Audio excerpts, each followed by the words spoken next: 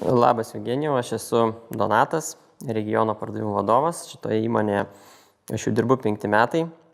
Pats dirbu su prekybininkais, su architektais, su statybininkais, taip pat su žemės ūkiu kažkiek. Tai sąmatų skaičiavimas galimas 2 būdais. Pirmas būdas – tai mūsų internetiniai svetainiai yra mūsų Stedral skaičiuoklė. Kai suvedus visus pastato parametrus, tu gauni mūsų medžiagų kiekius. Kitas sprendimas, ar ne? Jeigu tai mes turim sudėtingą pastatą, kai mes negalim suvesti parametrų, tai tada jūs galite mums tiesiai siūsti elektroniniais paštais objektų, foto, sakykime, pjūvius, brėžinius, iš kurių mes galėsime sudėlioti visus Stedralo reikiamus elementus, tai yra kampus, tvirtinimo elementus, taip pat Stedral lenteles. Ką jūs turite tik tai nuspręsti prieš tai? Kokį tipą pasirinksite lentelių? Lentelių kaina nesiskiria nuo spalvos, bet lentelių kaina skiriasi nuo lentelių tipo. Tai yra galimas 4 skirtingos kainos. Tai klientas nusprendžia, nori kliko ar klasiko, ar lygių paviršium, ar medžio struktūros. Tai pirmų variantų, ar ne, mes gauname tuos skaičiavimus, kiekius ir ką mes padarome. Mes esam kaip gamintojai, mes tiesioginių pardavimų nedarome. Mūsų pardavimus atlieka mūsų prekybininkai, kurie turi tiesioginės sutartis. Mes, kaip atsakingi už tą veiksmą, mes tas skaičiavimus perduodame savo prekybininkais, kad jie suskaičiuotų mums tikslę sąmatą. Nu va čia įdomiausias, va, kaip ten, juk ten jų ne vienas, kaip ten jūs ten parenkat, kam duot, kam neduot. Taip, kam duot, kam neduot, ar nežinoma, jeigu užklausa atėjo iš Vilniaus, mes neduosime prekybininkui, kuris randasi Šiauliuose ar Klaipėdoje. Mes duosime prekybininkams tiems, kurie randasi tam mieste, artimiausiame. O toliau jau kliento pačio sprendimas. Jis tą sąmatą gali pasidalinti su bet kuriuo prekybininkam visoje Lietuvoje.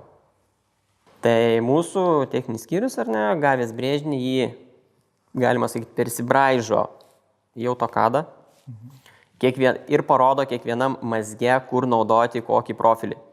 Sužymi jį spalvom ir surašo į lentelę kiekius. Net ir štai tokį profilį? Taip, net ir, sakykime, tai yra išoriniai kampai, ar ne, pradiniai kampai, ventiliaciniai profiliai. Tai iš esmės viskas, ko reikia tai sąmatai. Ką svarbu žinoti, ar ne, kad klientas viską panaudotų reikiamoj vietoj. Kas atsitinka? Žmogus užsisako sąmatoj nurodytus kiekius, baigia objektą, sako, man liko 100 metrų. Kaip daro tokiais atvejais? Tokiais atvejais dažniausiai jie nepanaudoja, sakykime, ventiliacinio profilio. Cokolinis profilis, viskas aišku, yra dažniausiai. Bet ko nepadaro, nepalieko ventiliacinio tarpelio virš sienos, viršaus. Tai vat ir ko pasekoje žmogus neįsvertina, ką nusiperka. Kitas variantas dabar apie patį montavimą, ar ne? Ar jisai pats montuos, ar statybininkas montuos. Tai kai jis pats montuoja, tai dažniausiai mes ir gaunam sąmatas. Kartais būna, kad statybininkai patys susiskaičiuoja sąmatas, ar ne? Arba statybininkai siunčia mums skaičiuoti sąmatas. Ir jeigu lieka 100 metrų šito, kaip paskutinį kartą pasielgėt? Kadangi klasik lentelės yra sandėliuojamas Lietuvoje, ar ne? Tai ir profiliai visi yra klasik lentelėms sandėliuojami. Jeigu lieka profiliai nesugadinti, tvarkingi, mes tuos produktus galime priimti. Jeigu tai yra kliko lentelių profiliai, profilių mes nesandėliuojam Lietuvoje ir vežam pagal spec užsakymus. Tai tokiu atveju tikrai negalim jų priimti. Ar sąmatos skaičiavimas priklauso nuo to, kas montuos fasadą, ar statybininkas, ar paprastas žmogus? Instrukciją pasiskaitęs. Teoriškai neturėtų skirtis, ar ne, nes tas pats fasadas, tie patys profiliai, tos pačios lentelės, tie patys tvirtinimo elementai, bet skiriasi tikriausiai, kas suskaičiuos. Ar mes skaičiuosim kaip įmonė, ar ne, ar skaičiuos pats statybininkas savo atsakomybę. Tai jeigu skaičiuos pats statybininkas savo atsakomybę, ar ne, jisai tikriausiai prisipirkęs tų profilius turės juos sunaudoti. Jeigu tai yra mes suskaičiavę, mes irgi kažkokią tai atsakomybę tikrai turim ir mes skaičiuojam pagal realius faktus. Tai ta statybininko, sakykime, atsakomybė yra šiai dienai irgi svarbi. Tai ir dažniausiai, ką mes šiai dienai matom, ir statybininkai patys pasiskaičiavę siunčia mums, kad mes dar patikslintume sąmatas. Kitas dalykas, dar žmonės, ką turi nurodyti atsiųsdami, tai ir kaip montuos vertikaliai, horizontaliai įstrižai. Nes vėlgi nuo to montavimo priklauso, kokius profilius reikia naudoti. Pavyzdžiui, mes apie šitus šnekam, ar apdailinius? Pavyzdys, pradinis profilis, ar ne? Klikui vertikalus montavimas toks, ar ne, o horizontalus montavimas jau toks. Donatai, o kaip jūsų įmonė padeda statybininkams įrengti fasadus? Mes, kaip sakant, praktiškai patys nevažiuojam, jiems nepadedam sumontuoti ar ne, bet mes galim padėti teoriškai arba praktiškai. Čia mokymų bazėje, kuri randasi Naujoje Akmenėje, tai mes kasmet rengiam, aišku, kai ne COVID laikai, mokymus, kviečiam čia statybininkus, tai turim čia ir už nugaros matom stendus, kur galime pagadinti lentelės, pabandyti jas pjaustyti, ištrižai išilgai ar ne, panaudoti visus profilius, sumontuoti. Kokią naudą gauna už tai statybininkas, ar ne? Tai jis atvažiavęs išmoksta, įgauna žinių, sužino visas naujoves, ar ne, ką mes gauname iš savo etekso visos bendruomenės ir mes ką dar jiems duodam, tai yra sertifikatai.